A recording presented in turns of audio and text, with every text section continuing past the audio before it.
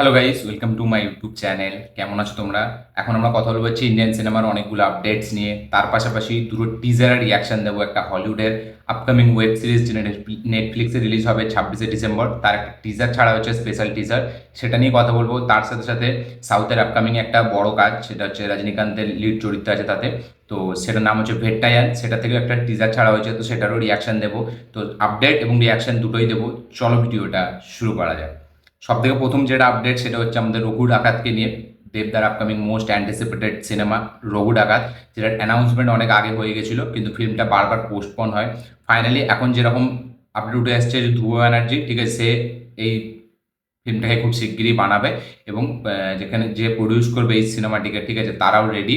এবং খুব শিগগিরই হয়তো আমরা এর অফিসিয়াল অ্যানাউন্সমেন্ট দেখতে পেতে চলেছি। তো সব থেকে প্রথম মানে এর শুটিং চালু হবে ডিসেম্বরের 26 থেকে, এবং এই ফিল্মটা প্রচুর বড় একটা স্কেলে বানানো হবে, ঠিক আছে। এবং অন্যদিকে 2025 পুজোতে এটা মেকার্সরা টার্গেট করছে যে 2025-এ এটাকে রিলিজ করার জন্য।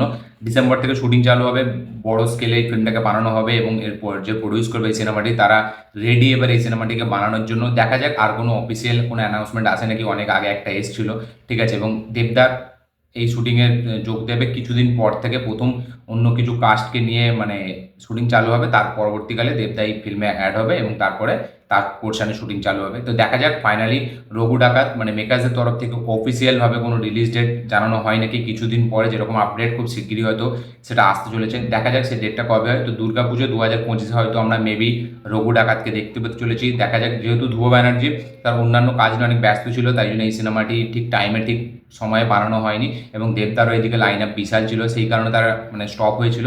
এবার ফাইনালি তারা রেডি হচ্ছে। দেখা যাক ডিসেম্বরের কোন তারিখ থেকে এই সিনেমার শুটিং চালু হয়, এটা দেখবার মতো বিষয় হবে। দেখা যাক কী হয়। আজকের পরের যেটা আপডেট সেটা হচ্ছে দেবরা ফিল্মের যে director, junior NTR upcoming cinema Debra, তার ফিল্মের যে ডিরেক্টর মানে কোরটালা শিবা, সে একটা ইন্টারভিউয়ে জানিয়েছে যে দেবরার পরে, ঠিক আছে, মানে দেবরা পার্ট 1-এর পরে সে একটা সিনেমা বানাবে, যেটা হচ্ছে প্রভাসকে নিয়ে। প্রভাস এবং কোরটালা শিবা একটা ব্লকবাস্টার ফিল্ম দিয়েছিল অনেক আগে, যেটার নাম হচ্ছে মির্চি, যেটা আমাদের বাংলাতে রিমেক করে দেবদা বানিয়েছিল বিন্দাস, ঠিক আছে। তো সেই মির্চি কম্বোটাকে আমরা আবার একবার দেখতে পেতে চলেছি। এবং কোরটালা শিবার কেরিয়ারের যদি বেস্ট ফিল্ম, নাম্বার 1 ফিল্ম আমি বলতে চাই, সেটা হচ্ছে মির্চি, যেটা প্রভাসকে নিয়ে বানিয়েছিল। সেই ফিল্মটা দারুণ একটা এন্টারটেনিং ফ্যাক্টর ছিল, এবং ফিল্মটা পুরো আউট অ্যান্ড আউট একটা এন্টারটেনমেন্টের প্যাকেজ ছিল। ইমোশন ছিল, অ্যাকশন ছিল, মানে রোম্যান্টিক ছিল, তার সাথে সাথে গানগুলো খুব ভালো ছিল। তো সেই ফিল্মটাই কিন্তু বলা যায় প্রভাসকে একটা নতুন মানে একটা নাম দিয়েছিল, ঠিক আছে। তারপরে তো বাহুবলী এসে তার লাইফটা চেঞ্জ করে দেয়। তো কোরটালা সেবার প্রভাসের সাথে একটা স্ক্রিপ্ট নিয়ে কথাবার্তা চলছে, এবং যেরকম শোনা যাচ্ছে যে দেবরা পার্ট 2-এর পরে, ঠিক আছে, সেই সিনেমাটিকে বানাবে। দেখা যাক সেই সিনেমাটার অফিসিয়াল অ্যানাউন্সমেন্ট আমরা কবে দেখতে পাই, এবং এই সিনেমাটি ফাইনালি কবে লক করা হয়। আজকের পরের যেটা আপডেট সেটা হচ্ছে সিঙ্গাম এগেনকে নিয়ে। তো কিছুদিন ধরে শোনা যাচ্ছিল যে সিঙ্গাম এগেনে নাকি সালমান খানের ক্যামিও থাকবে, যেটা হচ্ছে দাবাংয়ের চুলবুল পান্ডের ক্যারেক্টারটা। সেটা বিশাল বাজ উঠেছিল যে এই ক্যারেক্টারটা নাকি সিঙ্গাম এগেনে আমরা দেখতে পেতে চলেছি ক্যামিও দিতে। তো এখন ফাইনালি এটা পুরোপুরি কনফার্ম হয়ে গেছে যে এইটা একটা ফলস নিউজ ছিল, এটা কোনো সত্যি নেই এতে, ঠিক আছে। এটা পুরো একটা রিউমার ছিল। সালমান খান এখানে ক্যামিও দিচ্ছে না সিঙ্গাম এগেনে, ঠিক আছে। রোহিত শেট্টির সেই ক্যারেক্টারটা তার খুব পছন্দের, কিন্তু এখন সেই মানে এই ক্যারেক্টারটা নিয়ে কিছু ভাবিনি। এবং সিঙ্গাম এখানে আমরা সালমান খানকে দেখতে পাবো না, এটা পুরোপুরি একটা ফলস নিউজ ছিল। তো যারা সালমান খান ফ্যান্স ছিল, যারা বিশাল মানে খুশি হয়ে গেছিলো এই মানে নিউজটা শুনে, তারা এখন খুবই ডিসঅ্যাপয়েন্টমেন্ট হবে। তো সিঙ্গাম এখানে আমরা সালমান খানের কোনো ক্যামিও দেখতে পাচ্ছি না। আজকের পরের যেটা আপডেট সেটা হচ্ছে দেবরা ফিল্মকে নিয়ে। তো 22 তারিখ যেটা প্রি রিলিজ ইভেন্ট রাখা হয়েছে, ঠিক আছে, যেখানে আমরা ত্রিবিক্রম, এস রাজমৌলি এবং প্রশান্ত নীলকে দেখতে পাবো চিফ গেস্ট হিসাবে। তো সেই দিনই এই দেবরার পার্ট 1-এর ট্রেলার আসতে চলেছে। ইয়েস, প্রথমে একটা ট্রেলার 10 তারিখে রিলিজ হয়েছিল, যেটা একটা মোটামুটি ভালোই হাইপ জেনারেট করেছিল, কিন্তু সেটা কাইন্ড অফ মিক্স রিভিউজ ছিল।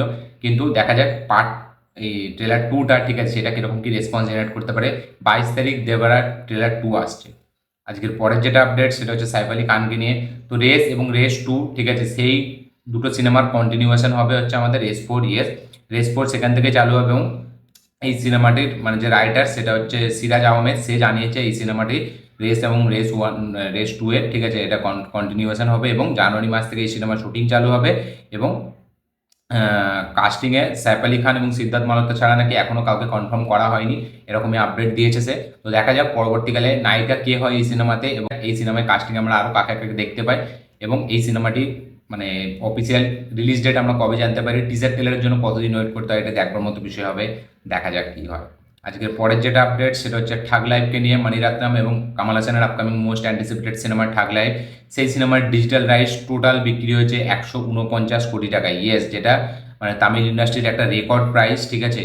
149 কোটি টাকায় এর ডিজিটাল রাইটস বিক্রি হয়েছে ঠাগ লাইভের, এবং এই সিনেমার শুটিং কালকে কমপ্লিট হয়ে গেছে। ইয়েস, দেখা যাক সিনেমাটি যেরকম আপডেট উঠে এসেছিল যে ডিসেম্বরে রিলিজ হবে, দেখা যাক এরকম মাঝখানে আবার শোনা যাচ্ছে পোঙ্গালেও রিলিজ হতে পারে। তো কোন টাইমে অ্যাকচুয়ালিতে রিলিজ হয় সেটা দেখার জন্য ওয়েট করে আছি। টিজার টেলার আমরা কতদিন পর দেখতে পাই সেটাও দেখার বিষয়, দেখা যাক কি হয়।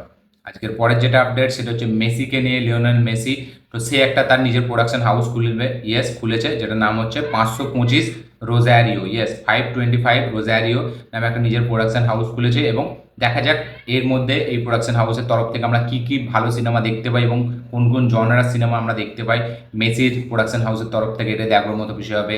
মেসির প্রোডাকশন হাউসের নাম 525 রোজারিও। আজকের পরের যেটা আপডেট সেটা হচ্ছে আলিয়া ভাটকে নিয়ে। তো আলিয়া ভাট মানে সঞ্জয় লীলা বানসালির সাথে লাভ অ্যান্ড ওয়ার করছে। তারপরে যেরকম শোনা যাচ্ছে সে একটা রোম্যান্টিক ফিল্ম করতে যাচ্ছে। ইয়েস, লাভ অ্যান্ড ওয়ারের পর তার আগে সে আলফা করবে, ঠিক আছে, তারপরে লাভ অ্যান্ড ওয়ার করছে। তো এই সিনেমাগুলি কমপ্লিটের পর সে একটা রোম্যান্টিক ফিল্ম করবে, যেটা ডিরেক্ট করবে হচ্ছে 2022-এর একটা খুবই মানে পপুলার ডিরেক্টর, যে কিনা 200 কোটি টাকা মানে দিয়েছে আমাদের বক্স অফিস দিয়েছে 2022-এ। এবং 2022-এ আমার যতটা মনে হয় ভুলভুলাইয়া 3 ছিল হিন্দি তরফ থেকে, যে কিনা 200 কোটি টাকা দিয়েছে। তো ভুলভুলাইয়া 3 এর হয়তো ডিরেক্টর, ঠিক আছে, মানে হচ্ছে আনিস বাজমি, তার সাথে হয়তো করতে চলেছে। দেখা যাক সেটা কি হয়। 200 কোটির বক্স অফিস দিয়েছে এরকম একটা ডিরেক্টরের কথা বলা হয়, যে নামটা এখন উল্লেখ করা হয়নি। দেখা যাক সেই ডিরেক্টরটা কে হয় এবং এই সিনেমার অফিসিয়াল অ্যানাউন্সমেন্ট আমরা কবে দেখতে পাই। তো আলিয়া ভাটের মানে লাভ অ্যান্ড ওয়ারের পর সে আবার একটা রোমান্টিক ফিল্ম আমরা আলিয়া ভাটকে দেখতে পেতে চলেছি, দেখা যাক। এবং সেই ফিল্মটা সে কিন্তু নিজেই প্রডিউস করবে। ইয়েস, আলিয়া ভাটের প্রোডাকশন হাউস, সে নিজেই এই ফিল্মটাকে প্রডিউস করবে। দেখা যাক সিনেমার টাইটেল কী হয়, সিনেমার অফিসিয়াল অ্যানাউন্সমেন্ট কবে দেখতে পাই। এবং এখন যদি আমরা কথা বলি হচ্ছে ওই দুটো টিজার নিয়ে, একটা হচ্ছে প্রথমটা যেটা নিয়ে কথা বলবো সেটা হচ্ছে সাউথের upcoming most anticipated cinema Vettaiyan, starring Rajinikanth, Amitabh Bachchan, Rana Daggubati, Fahadh Faasil এবং মঞ্জু ওয়ারিয়ার। এই ফিল্মের টিজার রিলিজ হয়ে গেছে কালকে, যেটা নাম দেওয়া হয়েছে প্রিভিউ, যেটা হচ্ছে জাওয়ানের সময় হয়েছিল। তারপরে আমি এটা দেখলাম মানে এই ফিল্মটার সাথে। তো টিজারটি কেমন হলো? এক কথায় আমার টিজারটি বেশ লেগেছে, বেশ হেভি লেগেছে। বেশ কথা, আমার এই টিজারে মানে গল্প অনুযায়ী যে বিশাল হেভি লেগেছে সেটা বলবো না, ঠিক আছে, কিন্তু টিজারটাকে যে প্রেজেন্ট করার যে স্টাইল, ঠিক আছে, সেইটাকে বেশ হেভি লেগেছে। কারণ টিজারটা মানে সেরকম নর্মাল ওয়েতে প্রেজেন্ট করা হয়েছে, খুব এক্সট্রাঅর্ডিনারি আলাদা কিছু স্টাইলাইজেশন দিয়ে প্রেজেন্ট করা হয়নি। কিন্তু সেখানে যেই দুটো ফ্যাক্টর কাজ করে, যেটা টিজারটাকে একটা আলাদা লেভেলে নিয়ে যায়, সেটা হচ্ছে এক অনিরুদ্ধের বিজিএম, দুটো হচ্ছে রজনীকান্তের স্ক্রিন প্রেজেন্স। যেখান থেকে অনিরুদ্ধের বিজিএমটা স্টার্ট হয় এবং যেখান থেকে রজনীকান্তের এন্ট্রিটা মানে স্টার্ট হয়, সেখান থেকে টিজারটা একটা অন্য দিকে চলে যায় এবং তারপর থেকে মানে টিজারটা একটা অন্যই মোর নিজের নিয়ে নেয়, ঠিক আছে। এবং সেখান থেকে কিন্তু টিজারটি দেখার একটা আলাদা মজা আছে। টিজারটি যে গল্পটা দেখে বুঝতে পারলাম তামিলে আছে, কোনো ল্যাঙ্গুয়েজ তো বুঝতে পারিনি, কিন্তু গল্পটা যেটা প্রেডিক্ট করলাম যে গল্পটা এরকম হতে চলেছে, এখানে রজনীকান্ত তার ক্যারেক্টারটা একটা পুলিশ অফিসার, যে কিনা এনকাউন্টার স্পেশালিস্ট। এবার সে ক্রিমিনালদের ডাইরেক্ট এনকাউন্টার করে দেয়। এবং এখানে অমিতাভ বচ্চন, সে হয়তো কোনো একটা লয়ার বা কোনো একটা বড় পোস্টের অফিসার, যে কিনা অ্যালিগেশন লাগাচ্ছে রজনীকান্তের ওপর যে সে মানে কোনো কারণ ছাড়াই মানে ক্রিমিনালদেরকে এনকাউন্টার করে দিচ্ছে। এবার সেইটা নিয়েই চলছে এই ফিল্মটা, যেটা আমি দেখে বুঝতে পারলাম। এবং রানা দাগুপতি, সে একটা বড় বিজনেসম্যান, সেই কেসটার সাথে জুড়ে আছে। এবার কি হবে আলটিমেট, ঠিক আছে, কেন অমিতাভ বচ্চন মানে রজনীকান্তের পেছনে পড়ে আছে এবং রজনীকান্ত কি এমন করেছে যার জন্য এই কেসটা তার ওপর চলছে, এটাই দেখবার মতো বিষয় হবে। তো ফিল্মটা অ্যাকশন আছে, থ্রিল আছে, তার পাশাপাশি একটা কমার্শিয়াল এন্টারটেনমেন্ট ভ্যালুও আছে। দেখা যাক টিজে কানাভাইল, সে সবসময় একটা মানে ওই একটা ন্যাশনাল যে ব্যাপারটা সেটা সবসময় রাখে, তার যাই ভীম আমরা সেটা দেখতে পেয়েছি। এবং সে একটা মানে গভর্নমেন্ট টাইপের সিনেমা একটা বানাতে সে খুব পছন্দ করে, এবং এখানেও সেটা কিছু রাখা হয়েছে। কিন্তু টিজারটাই যেরকম অনিরুদ্ধ বিজিএম দিয়েছে, যেভাবে টিজারটাকে সে এলিভেট করেছে, সেইটা জাস্ট অন্য লাগে দেখতে, আমার ব্যাপক লেগেছে তার বিজিএমটা।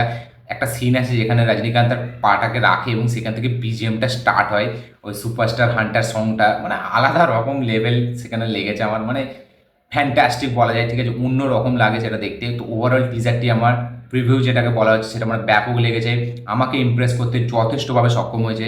আপনাদের কি মতামত, যারা দেখেছেন এই টিজারটি প্রিভিউটি, তাদের কি মতামত, তাদের কি বক্তব্য, অবশ্যই কমেন্টে লিখে জানাবেন যে আপনাদের এই টিজারটি কীরকম লেগেছে এবং টিজারটি দেখার পর আপনারা কতটা এক্সাইটেড হয়ে পড়ছেন এই ফিল্মটা দেখার জন্য, সেটা অবশ্যই কমেন্ট করবেন। এবং আপনাদের মতে কি সেই লেভেলটা ম্যাচ করতে পারলে যে এক্সপেকটেশনটা আপনারা রেখেছিলেন ভেট্টায়ানের টিজার থেকে, সেটা অবশ্যই কমেন্টে লিখে জানাবেন। আজকের পরে যেটা আমরা কথা বলবো সেটা হচ্ছে হলিউডের একটি আপকামিং ওয়েব সিরিজ নিয়ে, যেটা খুবই একটা পপুলার ওয়েব সিরিজ, যেটার নাম হলো স্কুইড গেম সিজন 2, যেটা নেটফ্লিক্সে ডিসেম্বর 26-এ রিলিজ হচ্ছে। তো একটা স্পেশাল টিজার ছাড়া হয়েছে, যেটা 1 মিনিটের। টিজারটা আমরা বেশি কিছু দেখতে পাচ্ছি না, জাস্ট দেখতে পাচ্ছি যেখানে আমার যে মেন হিরো, সে একটা দরজা খুলছে এবং স্কুইড গেমের যে ওই লোকগুলো থাকে তার মধ্যে একজন, ঠিক আছে, সে আসছে এবার কোনো কারণবশত তাকে কিছু একটা ইনজেক্ট করে বা কোনো তাকে কিডন্যাপ করে আবার সেই গেমটা ফিরিয়ে নিয়ে যাচ্ছে এবং গেমটা আবার স্টার্ট হচ্ছে এবং সেখানে আবার টাকা জমা হচ্ছে, আবার খেলা হবে এবং আরও ব্রুটাল ভায়োলেন্স আমরা কিছু দেখতে পেতে চলেছি। তো টিজারটি বেশি কিছু নেই, জাস্ট দেখাচ্ছে যে গেমটা আবার দ্বিতীয়বার স্টার্ট হচ্ছে এবং সেখানে আবার একটা খেলা হবে। তো দেখা যাক, যেহেতু ডিসেম্বরে রিলিজ হবে, প্রপার একটা টিজার টেলার এখন আমরা দেখতে বাকি আছে। তো আমার বেশ ভালো লাগছে, ঠিক আছে, যে আবার একবার স্কুইড গেমকে আমরা সেইভাবে দেখতে পাবো। স্কুইড গেমের যেটা সব থেকে হেভি জিনিস সেটা হচ্ছে গেমসগুলো এবং তার সাথে সাথে ইমোশন, যেটাকে সে বিল্ড আপ করেছে, মানে এটা, ঠিক আছে, যখন পার্ট 1টা শেষ হয়, লাস্টে যে ইমোশনটা, সেখানে যে বিজিএমটা, সেটা ব্যাপকভাবে আমাকে মজা দিয়েছে। দেখা যাক পার্ট 2টা কতটা বড় হিট হয়, কতটা বড় রেসপন্স আনতে পারে এবং কতটা পরিমাণ এতে ইমোশন আছে, কতটা পরিমাণ গেমটাকে আরও নেক্সট লেভেলে নিয়ে যাওয়া হয়েছে, সেটা দেখবার মতো বিষয় হবে। বেশ ওয়েট করে আছে এটা দেখার জন্য। তো এর টিজারটাও আমার বেশ প্রমিসিং লেগেছে। দেখা যাক মেন টিজার এবং ট্রেলার আমরা কতদিন পর দেখতে পাই এবং সেগুলো কীভাবে আরও এঙ্গেজ করে, এটা দেখবার মতো বিষয় হবে। এই ছিল টোটাল আপডেট, তার পাশাপাশি ট্রেলার টিজার রিয়াকশন, ঠিক আছে। এই বিষয়গুলি দেখে, এই বিষয়গুলি জেনে আপনাদের মানে কি মতামত, কতটা এক্সাইটেড আপনারা ব্যাপারগুলো জেনে অবশ্যই কমেন্টে জানাবেন। আমার এই ভিডিওটি ভালো লেগে থাকলে লাইক শেয়ার কমেন্ট করে দিন। চ্যানেলটিতে নতুন হলে চ্যানেলটিকে সাবস্ক্রাইব করুন, বেল আইকনটি প্রেস করতে ভুলবেন না। দেখা হচ্ছে পরের ভিডিওতে, ততক্ষণের জন্য বাই।